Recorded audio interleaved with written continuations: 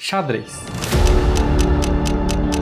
Por mais de 1500 anos, esse jogo tem fascinado imperadores, gênios e até pessoas comuns, assim como eu. E nesse complexo jogo, existe um marco que representa o início da maestria: Mestre Nacional. E menos de 1% dos jogadores consegue atingir esse marco. Então será que é possível alcançar esse título em apenas 400 dias? Foi isso que eu resolvi tentar. 400 dias, mais de 1000 horas de estudo, mais de 3000 partidas e incontáveis exercícios. Essa foi a jornada mais intensa da minha vida. Esta é a minha primeira partida quando eu comecei a treinar o xadrez. E foi uma partida muito boa. Até aqui, teoria de abertura.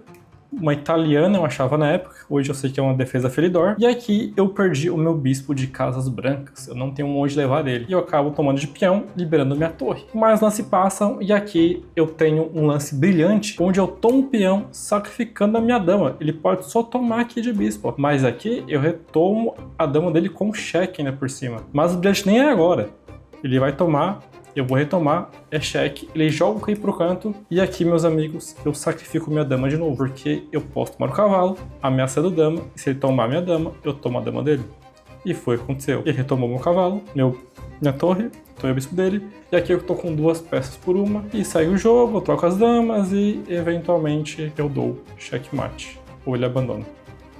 E esse foi o primeiro jogo de xadrez nessa jornada. De alguma forma, eu joguei muito bem essa primeira partida. E provavelmente ela vai ser muito melhor do que outras que você vê nesse próprio vídeo. Mas se você reparou, eu tava com 1200 pontos ou 1200 de rate. E normalmente começa com 400. É porque o xadrez temos já um certo histórico. Na época da própria maratona, eu já tinha jogado umas 100 partidas, até pra ver se seria isso que eu queria fazer esse ano. Obviamente, isso não explica como eu já tava com 1200. Normalmente isso começa com 400. Isso se deve porque a minha história com o xadrez é um pouco mais antiga. Eu tinha 12 anos quando eu aprendi as regras do xadrez. E também foi quando eu ganhei a primeira medalha. Primeiro lugar, xadrez masculino, 8º e 9º ano. Foi uma competição de colégio. A minha turma me escolheu para jogar xadrez, mesmo não sabendo nenhuma das regras. Talvez o principal motivo seja porque eu sempre fui muito bom em matemática e eles achavam que, por algum motivo, eu seria bom no xadrez. E eles estavam até que certo. Então, meu primo me ensinou as regras, eu joguei o torneio e eu ganhei todas as partidas. Jogadores que já sabiam jogar há muito mais tempo que eu. Então, eu fiquei muito feliz, pensei, nossa, eu sou muito bom nisso aqui. Talvez seja o melhor jogador de xadrez do mundo. Eu tava muito errado. E nesse torneio, o organizador, que foi convidado pelo colégio, me chamou pra participar da equipe de Criciúma, da minha cidade. E, obviamente, eu acabei indo, porque eu achava que eu era o melhor. Eu precisava ir lá mostrar pra eles como jogava xadrez. E existem momentos na vida que uma decisão pode mudar completamente o seu destino. E quando eu entrei naquele clube de xadrez, foi um desses momentos. Eu cheguei lá e eu perdi para todos os jogadores. Eu não ganhei uma única partida. Isso é meio ruim, porque eu tava achando essa medalha e essa conquista minha muito importante, mas ver que eu era o pior de todos, para jogadores muito mais novos que eu na época, eu senti que eu não era bom o suficiente no xadrez. E eu tinha 2 caminhos. Ou eu continuava jogando e começava a treinar de verdade para me tornar um bom jogador e ser reconhecido por isso, ou eu abandonava completamente o xadrez. Depois de apenas um dia naquele clube, eu abandonei completamente o xadrez na minha vida. E depois de muito tempo me fiz a pergunta: e se eu tivesse continuado? Até onde eu podia ter chegado? Dia 30 de dezembro, eu havia pegado 1600 de rate online. E foi ali que eu pensei que seria muito fácil a jornada, porque em 45 dias eu subi 400 de rating praticamente, e o nível aumentando muito. Porém, a minha felicidade durou muito pouco. Dia 1º de janeiro, na virada, eu já estava com 1400 de rate. Perdi 200 assim, em 2 dias. E olhando em retrospecto, eu percebi que aquele meu nível não era de 1600. Eu provavelmente dei sorte, alguma coisa assim nos jogos. E eu precisava melhorar. Eu precisava de algum método para seguir jogando e melhorando e ver minha evolução. Eu não podia só perder 200 de um dia para o outro e era isso. Eu precisava solidificar meu game. Você tem que fazer 3 coisas para poder melhorar no xadrez. A primeira é jogar partidas. A segunda é resolver exercícios táticos. E a terceira é estudar teoria. No começo eu estava apenas jogando partida, e até pareceu estar melhorando, porém meu nível de jogo continuava sempre o mesmo. Eu precisava urgentemente estudar a teoria de aberturas, conhecer os meios de jogo, resolver táticas e principalmente estudar a merda dos finais. Sim, eu odeio finais. e provavelmente até o fim do vídeo vou responder repetidamente o quanto que eu odeio finais. Então foi no apuro de tempo, foi um final, eu perdi no final, porque... eu não sei por que eu perdi. Cara, se você joga xadrez e você gosta de finais, você é um completo maluco. Então, meio que o Roger saiu um pouco do roteiro, então eu vou explicar pra vocês o que são as fases do jogo. As aberturas são os primeiros lances, geralmente nomes de cidades ou de pessoas importantes pro xadrez. O meio do jogo é onde o xadrez realmente acontece, onde tem que calcular, acertar os lances, criar estratégias. E os finais é a parte onde sobra poucas peças no tabuleiro e tem poucos movimentos possíveis, você tem que analisar exatamente como está a posição para ver como ganhar ela. Porque não faz sentido essa parte do jogo. Tá, editor, corta isso, que eu acho que eu me empolguei um pouco aqui. O primeiro passo é definir quais aberturas eu iria jogar. E o conjunto de aberturas que o jogador joga se chama de repertório de abertura. E ela determina o tipo de meio jogo que vai cair. Então, eu sabendo as aberturas, eu saberia que tipo de meio jogo eu teria que estudar. E se teve uma coisa que eu aprendi me preparando para uma maratona, é que confiar em ChatGPT ou em vídeos básicos do YouTube não é uma boa ideia. Então eu fui atrás de alguém que podia me ajudar, um professor, alguma coisa assim, e eu achei o treinador André Basso. Eu comprei os cursos dele, analisou meus jogos, viu meus pontos fracos, meus pontos fortes e queria um plano de treino específico para mim. E com o planejamento em mãos, chegou a parte onde eu tenho maior dominância, que é executar o planejamento. Só deixando bem claro que eu não estou sendo passado pelo André e nem por qualquer outro treinador que aparecer ao longo desse vídeo. Beleza? O André me passou quais aberturas eu deveria jogar e agora eu vou mostrar pra vocês mais ou menos como é que funciona. De brancas, eu vou sempre jogar peão para E4. E quando a gente mexe o peão, a gente não precisa falar peão para E4. A gente pode falar somente E4. Fica meio que implícito que é o peão. E aqui tem algumas formas das pretas responderem isso. E dependendo da forma como elas responder, vai ser a nossa abertura. Por exemplo, a mais comum seria aqui. E5, cavalo F3, cavalo C6 e bispo para C4. Temos aqui uma italiana.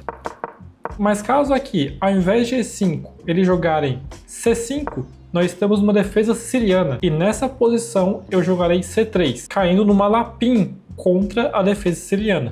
Aqui ele também pode jogar E6, caindo numa defesa francesa. Nesse caso eu vou jogar uma abertura que eu não sei nem o nome, mas continua com D4, D5. E aqui, ao invés de eu avançar o peão, eu jogo bispo D3. E é a defesa francesa Skeletor Variation, que eu não sei pronunciar isso. E uma das últimas defesas contra E4 seria o C6, a defesa Caro-Kann. E talvez essa seja a minha favorita de jogar contra, porque aqui eu jogo C4 caindo na Caro-Kann Panov acelerado.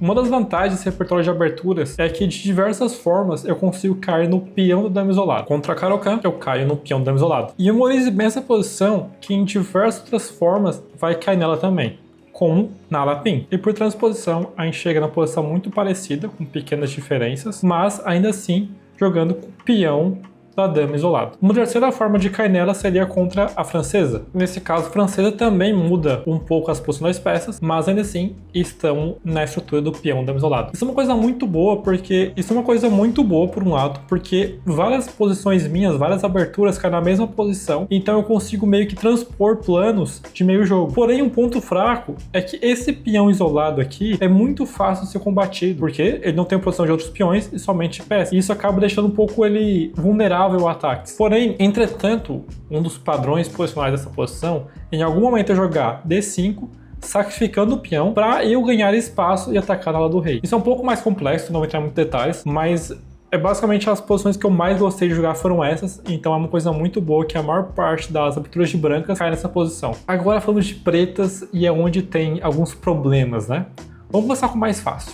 Contra D4 ou C4, eu vou jogar a defesa índia do rei, que acontece de uma forma que transpõe das duas formas. Que aqui eu jogo cavalo F6, impedindo ele de jogar G4. Geralmente aqui pode vir o D4, eu jogo G6, cavalo para C3, isso aqui. Ele pode agora jogar E4, eu jogo D6 para parar o avanço, cavalo F3, roque. E aqui temos uma índia do rei. Então, independente de começar com D4 ou C4, eu vou cair nessa posição aqui e em algum momento eu vou fazer o E5, provavelmente assim, vai trancar a posição e ele vai jogar atacando pelo lado da dama e eu vou atacar pelo lado do rei. É uma posição muito conhecida, são aberturas bem antigas, e eu gostei muito das posições que ela cai. Acho que foi a abertura em torneios com maior taxa de vitórias, mas mais pra frente eu falo sobre isso. E é uma defesa bem sólida contra D4 e C4. Vamos falar agora com o bicho papão, né? Que é contra E4. E4 eu jogarei com C5, caindo numa defesa siciliana. Porém, eu não vou jogar a mais comum, que é a Nairoff de começo. O André me recomendou, agora que eu tava com o rating baixo, começar com a O'Kelly. Aqui joga cavalo F3, e ao invés de jogar D6, que é a principal, a mais comum, eu jogaria com a 6, a O'Kelly Variation. A grande questão aqui é que o lance padrão das sicilianas nesse momento seria D4. E D4 contra O'Kelly já é um erro, já é uma imprecisão. Então isso daria uma certa vantagem contra jogadores um pouco mais fracos. Porém, desde o começo o André falou que essa abertura era mais para quem estava começando. Mais pra frente, se eu quisesse realmente evoluir, eu precisaria aprender a siciliana Nairoff. Já dando um spoiler pra vocês, vai ter um capítulo só sobre a Nairoff e eu vou explicar mais ou menos aqui a grande diferença dela para o O'Kelly. Aqui, ao invés de jogar A6, eu jogaria D6. Jogaria então D4, toma de cavalo, cavalo F6, cavalo C3. E nessa posição eu jogo A6. E aqui estamos na siciliana Nairoff. E nessa posição tem umas 20 fórmulas diferentes de jogar e tu vai ter que aprender a se defender contra as 20 formas diferentes. Por exemplo, aqui tem uma variante com bispo C4, uma variante com bispo C2, bispo E2, uma variante contra bispo E3, uma variante muito crítica contra bispo G5, que é completamente diferente de qualquer outra siciliana Nairoff, esse bispo G5. Vai ter até o lance aqui de torre G1. Sim, isso é uma variante da Nairoff. Tem também a variante H3. Então, basicamente a Nairoff tem diversas variantes. E se tu quiser aprender elas, você aprender todas as variantes, como responder elas. Eu nem falei todos aqui, tem F3 aqui, tem G4, tem umas 500 possibilidades. Mas falaremos da Nairoff mais pra frente. Você sente que mesmo fazendo tudo certo, ainda não é o suficiente? Você desenvolve as peças, controla o centro, mas não sente aquela emoção ao jogar a partida? Você vê outros jogadores fazendo lances brilhantes e pensa, por que não eu? Você é um jogador de London? Nós te entendemos e temos a solução. Mude para E4 e viva a vida que você sempre sonhou. Em fevereiro, tinha chegado meu primeiro torneio. Fiz assim ao longo do ano. Então, todo torneio era muito importante. Eu estava, nesse momento, com 1550 de rate online e eu estava na hora de abrir meu rating feed. Rating feed é o número oficial usado pelos enxadristas e é ele que faz você poder se tornar mestre, mestre nacional ou até grão-mestre. E diferente online, você só consegue aumentar esse rating jogando alguns torneios presenciais e que são autorizados pela FIDE. E no seu primeiro torneio, valendo essa pontuação, o seu rate inicial é determinado por dois fatores: a sua pontuação do torneio e a média de rate dos seus adversários. Então, quanto mais vitórias eu tivesse e mais forte fossem meus oponentes, maior seria meu rate de entrada na FIDE. Agora vamos falar um pouco sobre o torneio. Era um torneio num fim de semana com 6 partidas. Uma na sexta-noite, 3 partidas no sábado e 2 partidas no domingo. E as partidas são de xadrez pensado, são aquele xadrez mais longo, mas não de dias como são retratados nos filmes de xadrez. Isso não existe mais, eu acho. Seriam partidas onde cada jogador começaria com 1 hora no relógio e a cada lance, cada um ganharia 30 segundos no seu tempo. Fazendo assim a partida poder durar alguns minutos ou, como que é mais de costume, 2 a 4 horas. Agora vamos rever algumas das minhas partidas desse torneio. Essa foi a 4ª parte do torneio. Eu tinha ganhado uma partida, perdido uma, empatado uma. E aqui eu joguei contra Evelyn de 1582 de rating feed. Eu joguei E4, ela jogou E5, e eu fui pra uma italiana. E eu tinha apenas um plano nessa italiana, que aqui acabou, porque meu plano nunca é trocar esse bispo. Meu plano é sempre jogar o cavalo pra cá, o cavalo pra cá e o cavalo pra cá. Era o que eu sabia nessa época. Quando ela jogou o bispo aqui, eu pensei, tá, como é que eu tiro meu bispo daqui? Porque normalmente, quando vem esse bispo pra cá, meu bispo já tá em B3. Porém, veio muito cedo e eu não sabia o que fazer. Hoje, o que eu faria nessa posição seria jogar o bispo para C5 e nunca trocar esses bispos de casas brancas. Mas daqui no dia, eu nunca joguei essa posição, eu pensei, eu troco esses bispos e ela toma de peão. Eu fico peão dobrado aqui no centro. O problema é que ela vai rocar e a torre do rock já vai estar ativa atacando a minha coluna. E eu não consegui pensar isso na hora. Já vai estar atacando junto com o bispo, já vai estar atacando aqui também. Mas eu troquei, eu joguei torre aqui, eu fui seguindo o mesmo plano como se eu tivesse o bispo branco. Fomos jogando o jogo, aqui ela deu check, eu defendi, voltou e eu tomei de torre. Porque agora, se tomar minha torre, eu retomo de peão e eu tô com um peão na 7ª. E isso é muito forte, porque eu posso fazer uma outra dama. Tomou.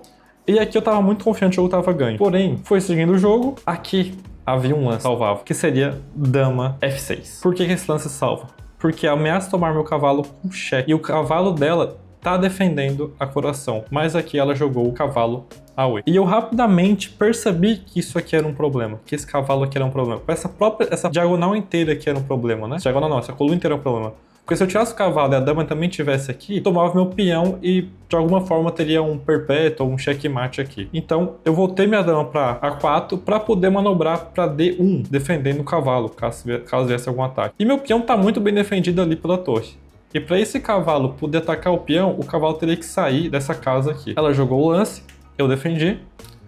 E aqui foi só uma conversão de vantagem normal. Eventualmente eu vou coroar a dama. E eu ganhei essa partida. E aqui eu estava com 2 vitórias, 1 derrota e 1 empate. Bom, esse torneio foi muito positivo. Eu terminei com 2 vitórias, 2 empates e 2 derrotas. E eu abri meu rating feed em 1679. Para pegar mestre nacional, eu teria que ter mais ou menos 2000 de rating feed. Ou seja, se eu fizesse mais ou menos 70 pontos de feed por torneio daqui para frente, eu conseguiria pegar o mestre nacional. O primeiro torneio foi um grande sucesso. Eu acabei com mais rating feed do que rating online, que normalmente é ao contrário. E eu fiquei muito animado e no mês seguinte eu já fui atrás de outro torneio para jogar, só que esse foi um fracasso. Ao todos eram 7 rodadas, eu ganhei 3 e perdi 4. O problema é que dessas 3 rodadas que eu ganhei, meus 3 adversários não tinham rating feed. E se eles não têm rating feed, eu não ganho ponto. Vamos ver uma das partidas que eu joguei. Nesse segundo torneio, minha primeira partida foi contra André Augusto Gazola. Eu tava de brancas, ele de pretas, ele tem 2079 de rate feed e eu tava com 1679. E ele tava com o nível que eu queria ter no final do desafio. Então eu ganhar dele seria um ótimo sinal pra eu estar no caminho certo. E eu jogando E4, ele jogou a defesa siciliana, eu joguei C3, a variante Alapim, aqui a gente jogou vários lances de teoria, e aqui ele optou pela linha do bispo G4. O lance correto é bispo E2, joguei bispo E3 para forçar a toma de peão, ele tomou, eu retomei, chegamos no peão dama isolado, o que eu gosto muito de jogar, ele deu cheque de bispo, eu defendi de cavalo, eu jogo o cavalo C6, eu roquei, e aqui eu tô ameaçando a dama, ou ele toma de bispo, ou ele volta a dama. Ele voltou a dama para D8, e eu prefiro geralmente, quando eu jogo de pretas, voltar para D6, e aqui eu joguei A3. E aqui o melhor para ele ou era voltar o bispo para cá, ou tomar meu cavalo indo para a posição dos peões semi-colgantes. Porém, ele botou o cavalo em A5. E aqui eu comecei a pensar se eu não tinha dama B3. Eu pensei e joguei dama B3. Aqui eu calculei muita coisa.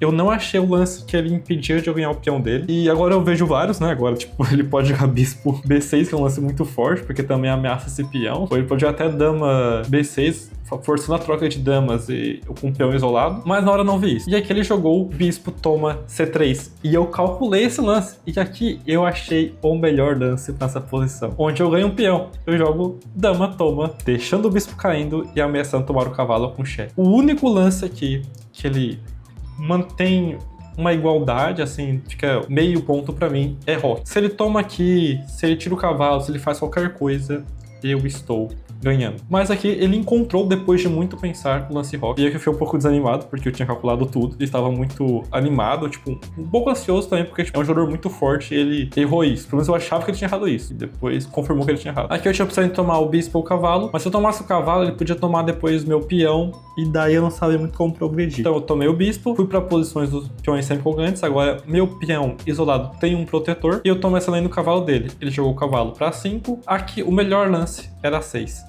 Eu pensei na 6. Porém, por eu estar ganhando, tô com uma vantagem, eu pensei, vou jogar seguro, vou me defender, me reorganizar e depois eu ataco novamente. Eu joguei dama pra B1, para depois manobrar a dama e fazer alguma coisa, que eu não tinha pensado ainda. Ele jogou dama D5, e é que eu pensei, pô, se eu conseguisse jogar C4, seria muito interessante. Porém, eu não posso jogar C4 agora porque tem 2 atacantes. Então aqui eu joguei, primeiro eu ameacei, mandei tirar o bispo, né? Ele voltou o bispo. Aí aqui eu joguei dama C1 e que toma na cara cavalo D3. E aqui ele tá vencendo minha dama e minha torre. E um cavalo vale menos que uma torre. E com certeza essa troca aqui foi ele na vantagem de jogo de volta. Eu tinha a dama, trocamos, e aqui foi só um jogo normal de xadrez, ele tava com a qualidade a mais. Aqui eu achei esse lance muito bom, que se ele não tivesse isso daqui, eu recuperava a vantagem, mas ele tinha esse lance, tá ficando peão. E aqui troca, aqui eu troquei as torres no final, que eu não devia ter feito isso. E aqui foi um final onde tinha uma qualidade a mais e eventualmente eu perdi o jogo. Nesse torneio eu perdi 30 pontos. E foi um fracasso. E o principal é que isso afastou muito a minha possibilidade de pegar mestre nacional, porque eu precisava de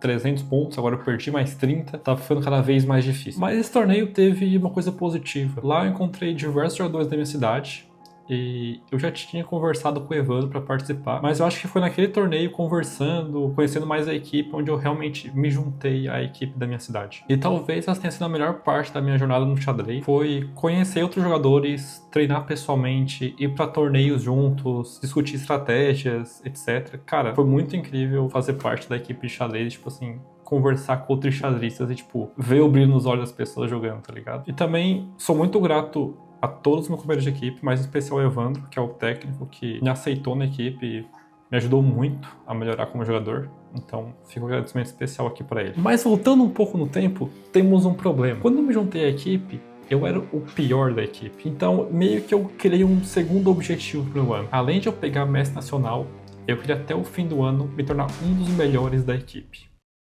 E para alcançar meus objetivos, eu precisava levar o treino a sério. Antes eu estava treinando em média 20 horas por semana. Agora seria 30 horas por semana. Todo o tempo livre seria xadrez. Foi aí que eu parei de ir na academia, parei de sair fim de semana. Só existia 2 coisas na minha vida: o xadrez e, obviamente, o trabalho, porque eu não ganhava dinheiro jogando xadrez. Foi aqui também onde eu comecei a ler livros de xadrez. Eu comecei com Winning Pawn Structures, que em português seria Estruturas de Peões Vencedoras, que é um livro apenas sobre peão do dama isolado, que eu acho que é o meu tópico favorito de xadrez. Então, assim, foi um livro muito bom de ler. E para melhorar mais ainda, nessa época, eu fui atrás de algum professor para ter aulas particulares. E eu encontrei o Luigi Lira. Luigi Lira, se eu não me engano, é o melhor sub-20 em rating atualmente. Então ele é tipo um jovem prodígio, tem 17, 18 anos, se não me engano. E eu tenho certeza que um dia ele vai se tornar grão-mestre. Então eu entrei em contato com ele, a gente combinou um pacote de aulas e a gente começou a treinar junto. Ele analisou meus jogos, me deu ideia de onde melhorar, onde eram meus pontos fracos, o que eu precisava trabalhar, e juntos fomos evoluindo ao longo de 3 meses. Nessa época eu consegui alcançar 1.900 de rate, o que pra mim, cara,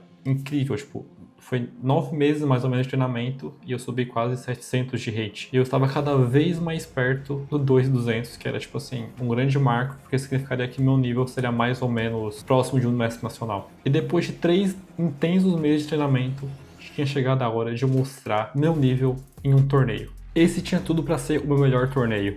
Eu tava com o maior rate que eu já tive, muito confiante, sabendo muito, mas muito mais que todos os outros torneios. Mas foi aqui onde quase que tudo acabou. Não por um resultado ruim, não por diversas derrotas, mas por apenas um único jogo. Um jogo que quebrou completamente a minha cabeça. Vocês lembram que quando eu falei sobre as aberturas, eu falei que a maior parte das minhas aberturas de brancas acabava na posição do peão da dama isolado. Eu repeti muito sobre isso. Eu gosto muito de peão da dama isolado. Mas tem uma abertura em específico que o peão da dama isolado entra muito bem, que ele é muito forte, que é contra a Caro-Kann, quando eu jogo a Pan 9 acelerada. Nessa abertura em específico, contando o ano inteiro, eu tinha quase 90% de win rate, contando presencial e online. E uma dessas derrotas foi nesse torneio. A grande partida contra o Jordi. E4, quando ele jogou C6, eu dei um grande sorriso e pensei, essa partida é minha. Mesmo ele tendo 2.100 de rate, eu já estava muito contente com essa partida. Eu joguei o C4,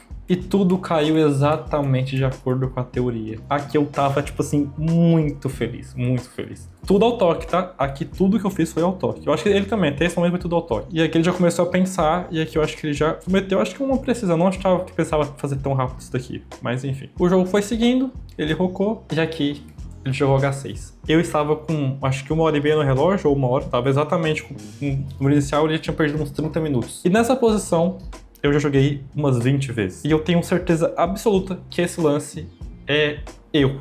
É um erro. Tava igualado até que tava igualado a posição. E aqui dá 1 ponto de vantagem para as brancas. O correto aqui seria jogar o lance G6. E aqui ele jogou H6. E aqui, pela primeira vez, eu fiquei muito nervoso. Porque eu sabia agora o quão grande era ter 2100 de hate. Eu sabia a diferença de nível era muito grande. E eu sabia que eu tava com vantagem. E eu tava com uma vantagem numa posição porque eu conheço tudo decor. E aqui, obviamente, eu fiz um dos melhores lances, que é cavalo E5. Esse cavalo vai pra cá por quê? Porque depois eu vou ter o cavalo pra G4, eu vou tomar o cavalo dele com cheque e depois dar mate, ou tomar esse cavalo aqui primeiro, né? Tanto faz. E eventualmente eu vou dar mate. Esse é um plano típico dessa posição. E existe forma de parar isso, que seria depois do cavalo pra cá ele jogar o G6. E aqui eu ganho um peão. Depois eu ponho a dama em H3, porque o rei dele, o único lance depois de o cavalo tomar H6 é rei H8. E começa a criar todo tipo de complicação e eu vou estar tipo com 1 ponto meio de vantagem. E aqui ele jogou o lance A5. E aqui eu já vi essa posição com a engine 500 vezes. Eu sabia que o único lance que ele podia fazer era G6. Porém, eu não podia fazer...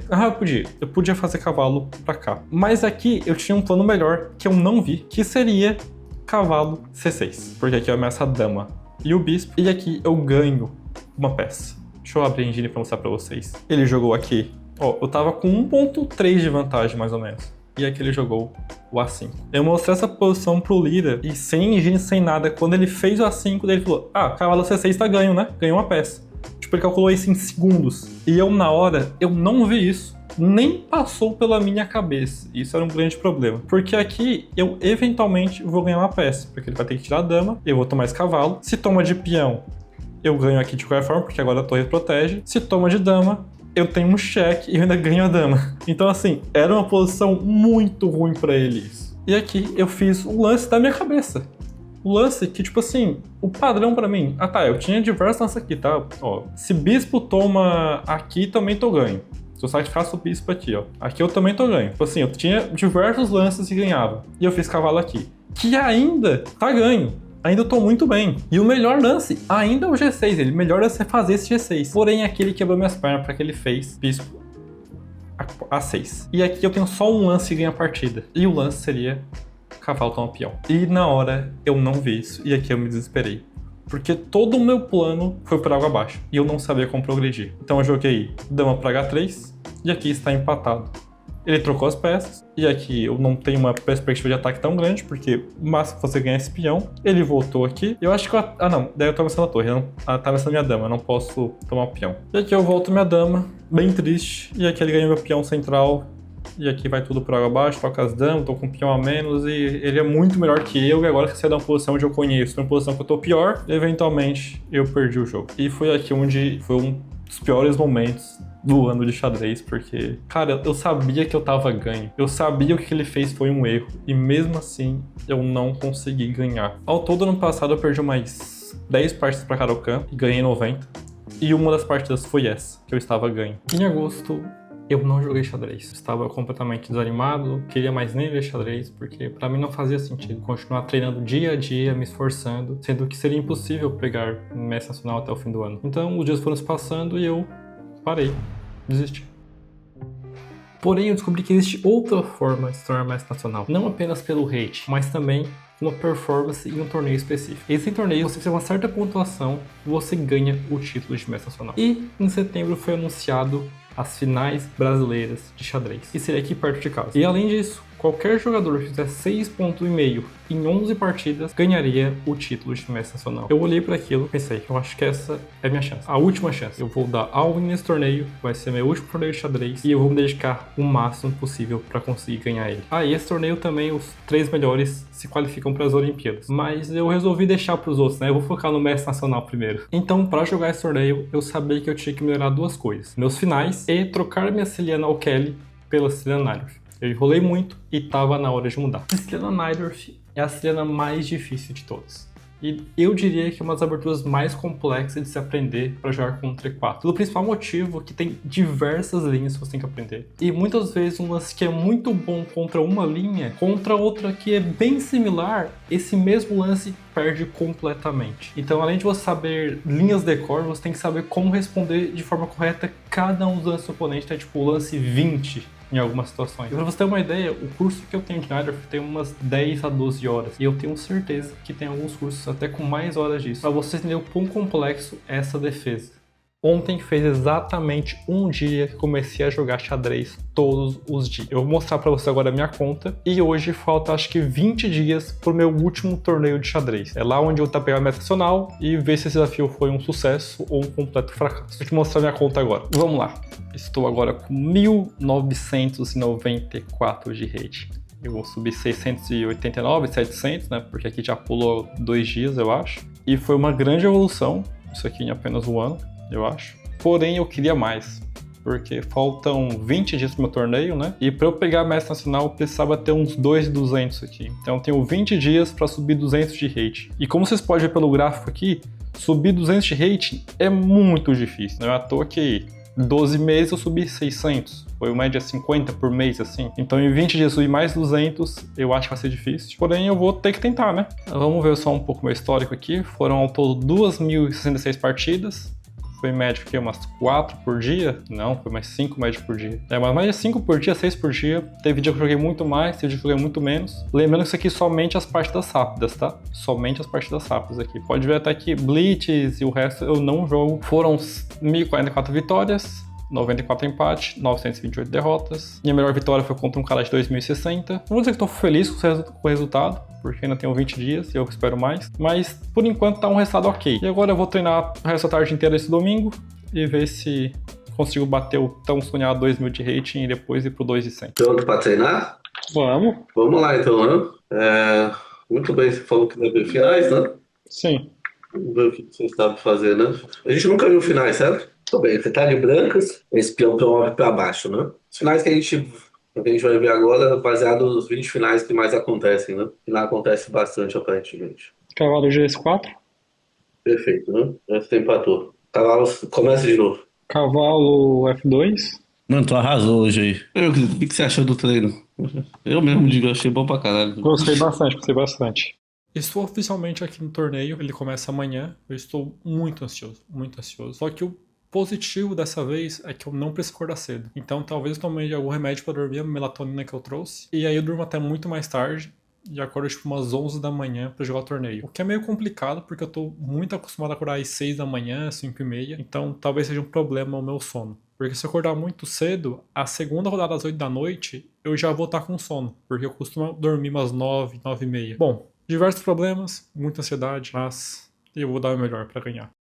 O torneio é difícil. Eu joguei hoje com o Maxonal, ele tem quase 1.900 de rate, se não me engano, e ele tem apenas 11 anos. E ele joga muito bem. Eu consegui empatar, chegamos no final. Eu tava até um pouco melhor, mas por eu ter perdido os últimos finais que eu joguei, mesmo estando melhor ou empatado, eu ofereci empate. Ele, acho que sabia que tava pior, aceitou. E é difícil. Achei que seria mais fácil. Mas eu vou descansar agora, comer, que hoje nós tem mais uma rodada. Eu perdi pra um peão da dama, isolado, que é a minha especialidade. Eu não vou abrir o tripé, eu não vou ligar a luz, não vou pegar o microfone, vai ficar uma merda mesmo esse vídeo. Eu posso perder 4 partidas e eu já perdi 2. E nós estamos no início do torneio ainda, apenas o segundo dia. Eu fui o último a terminar a partida, então foi no apuro de tempo. Foi um final, eu perdi no final, porque... Eu não sei por que eu perdi. Claro, foi um final, né? Então assim, mas eu tava jogando o final bem, cara. Enfim, não sei o que dizer. Estou triste, chateado e desanimado. Amanhã são 2 rodadas. Bom, é isso. Esse sou eu exatamente 20 minutos antes do meu próximo jogo. Eu estou morrendo de sono, tipo, muito sono. Eu não preparei nada praticamente. Eu sei mais ou menos 2 linhas, que é o que eu já sabia antes. E se ele jogar B6, eu tenho pouquíssima ideia do que eu vou fazer. Eu jogarei totalmente no improviso. porque eu estou exausto mentalmente e hoje são 2 partidas. O correto seria eu só, tipo, dar WO essa daqui e descansar pra próxima, mas sei lá, não me sinto bem fazendo isso. Ah, cara, que sono, que sono. Ah. Eu tive a pior noite de sono dos últimos 3 anos, eu acho. Acho que era 3:30 da manhã e eu ainda tava acordado. Eu acordei 7 da manhã e eu estou até agora, 9 horas, sem conseguir dormir de novo. Hoje são 2 rodadas e eu não acho que eu vou conseguir. Eu ganhei uma, perdi 2, eu acho que hoje eu vou perder mais 2 e aí acabou. Porque eu não vejo um mundo onde eu consiga ganhar as próximas 6 partidas consecutivas se eu perder as 2 de hoje. Então talvez se eu perder a próxima eu já nem jogo mais, eu já desisto, mas eu tô muito com sono, dor de cabeça, já tomei vários remédios e não passou. Provavelmente é tipo sono, né? Então 4 horinhas de sono é normal ter dor de cabeça. Faria melhor hoje, mas estou nem um pouco confiante. Quem poderia imaginar que ter 4 horas de sono seria bom? Eu acabei de ganhar a partida e termino o dia de hoje com 2 jogos, um empate e uma vitória. Ao todo na competição, tô com 2,5 pontos de 5. Eu preciso ganhar mais 4 e eu posso perder mais 2 partidas. Então estamos num ritmo bom. Eu quase desisti hoje de manhã. Eu tava muito exausto. Ainda tô muito exausto. Eu pedi comida, eu vou comer e vou dormir e ver se eu acordo amanhã meio-dia. Bom que amanhã é só uma rodada à noite, então dá pra descansar melhor. O sonho continua vivo. Se eu tivesse perdido as 2 hoje, nossa, eu teria o quê? Eu teria que ganhar quase 6 partidas seguidas, eu teria que ganhar 5 partidas consecutivas. Agora pelo menos dá pra dar. Dá pra conseguir. Vamos atrás. Infelizmente, eu perdi. Porém, eu acho que hoje eu consigo uma conquista para essa minha pequena carreira como enxadrista, que foi, eu acho que o meu melhor lance até hoje num torneio presencial foi esse lance aqui. E não dá de ver, mas o editor vai botar por cima ali. Cara, eu ao toque, eu nem pensei. Claro, eu pensei no tempo do cara, mas eu nem pensei, eu só coloquei cavalo C3, com meu bispo caindo, brilhante, e era o melhor lance da posição. Então, estou orgulhoso. Mesmo ter perdido. Mesmo tendo perdido um final empatado. Tinha, tipo, 10 lances possíveis. Eu fiz o único que empatava. Mas é a vida, eu continuo feliz porque foi um belo lance. Mas agora amanhã são 2 partidas. Eu vou dormir, descansar, porque amanhã vai ser difícil. O torneio é difícil. Eu joguei hoje com um mestre nacional. Ele tem quase 1900 de rate, se não me engano. E ele tem apenas 11 anos. E ele joga muito bem. Eu consegui empatar. Chegamos no final. Eu tava até um pouco melhor, mas por eu ter perdido os últimos finais que eu joguei, mesmo estando melhor ou empatado, eu ofereci empate. Ele, acho que sabia que tava pior, aceitou. E é difícil. Achei que seria mais fácil. Mas eu vou descansar agora, comer, que hoje a gente tem mais uma rodada. Mais uma derrota e oficialmente o sonho acabou. É matematicamente possível eu conseguir pegar mestre nacional hoje, nesse torneio, no caso. Então foi um grande fracasso. Eu talvez fale mais sobre isso depois do torneio, porque eu ainda vou jogar as últimas 3 rodadas, eu acho. Não decidi ainda. Mas eu ganhei 2, empatei 2 e perdi 4. Realmente é um torneio difícil, eu sabia disso, porque só joguei, tipo, com pessoas nível mestre nacional pra cima. Então não sei se vai ter eu falando sobre os outros dias aqui, porque provavelmente eu vou tá um pouco tiltado, então espero que o Roger do futuro tenha palavras melhores. Bom, faz umas 3 semanas desde o torneio, tive muito tempo para pensar, e hoje eu acredito que esse foi o maior fracasso da minha vida, ou um dos maiores fracassos da minha vida. Foram 14 meses jogando e treinando xadrez todo dia, tirando agosto, porque eu tava desanimado, e no final, o meu rating feed no último dia foi menor do que no primeiro torneio presencial que eu joguei. Então, se eu tivesse feito um vídeo, joguei xadrez por 90 dias, o resultado seria mais impressionante do que o resultado que eu tenho agora. Mesmo que meu nível aumentou bastante. E eu podia fazer isso hoje, tá? Eu podia, ao invés de gravar esse vídeo longo de 400 dias, eu podia só editar a parte de 90 dias, criar uma historinha e colocar. Isso seria um grande sucesso do meu ponto de vista pessoal, mas foi um fracasso. Eu não quero mentir, não quero criar um cenário onde isso foi uma coisa, um sucesso. Eu acho sim que na questão online, chegar a 2000 de rating em 12, 13 meses, eu acho, foi muito. Eu acho que foi uma grande conquista pra mim. Mas no geral, na minha performance, no meu objetivo, que era pegar mestre nacional, eu não cheguei nem perto. Então, sim, foi um fracasso. E eu fiz diversas amizades no xadrez, conheci muita gente boa e provavelmente continuarei conversando agora. Talvez eu jogue um torneiozinho casual aqui perto da cidade, mas fora isso, me dedicar a treinar, provavelmente nos próximos 3 anos eu não vou fazer isso, porque foi muito exaustivo mentalmente, e eu não vou treinar 1 horinha por dia e dizer que é isso, porque não funciona com a minha competitividade. Agora falando um pouco sobre o canal, esse eu acho que é o segundo vídeo que eu vou postar, o primeiro foi da maratona. E eu quero fazer mais vídeos pra cá, é uma coisa que eu gosto bastante de contar essas histórias. O problema é que geralmente as minhas histórias levam 1 ano pra ser feitas, mas esse ano tem algumas ideias que pode levar menos tempo, então talvez tenha 1 ou 2 vídeos esse ano. Então se inscreva para não perder esses vídeos. Então muito obrigado por ter assistido, muito obrigado a todo mundo que fez parte dessa jornada no xadrez que eu conheci. Vocês sabem quem vocês são e foi incrível treinar com vocês, jogar com vocês e tudo mais. Muito obrigado e até a próxima.